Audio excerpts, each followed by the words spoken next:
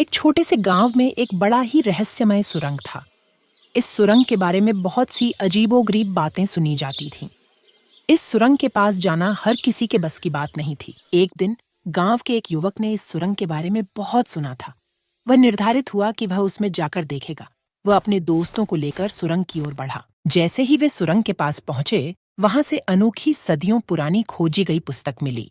सभी दोस्तों ने वहां बैठकर पुस्तक पढ़ने शुरू की। पुस्तक के पहले पन्ने पर लिखा था, इस सुरंग का राज केवल वही जान सकता है जो इसमें विश्वास रखता है। दोस्तों ने यह पढ़ा और वे सभी हैरान थे।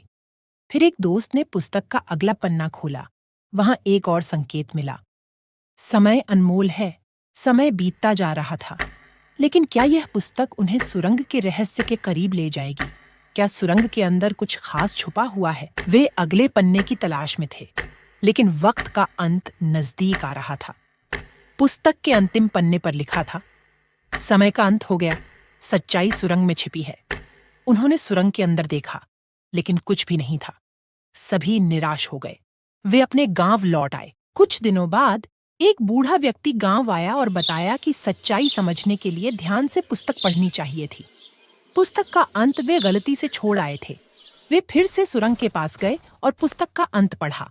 उसमें लिखा था, सच्चाई तो यही है कि इस सुरंग में कोई रहस्य नहीं है, बल्कि हमारी सोच में है जो हमें जानने से रोकती है।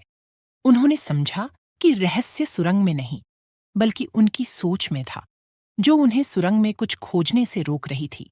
इससे उन्होंने एक बड़ा सबक सीखा कि सच्ची रहस्य बाहर से नहीं, अपनी सोच के अंदर छिपी होती है।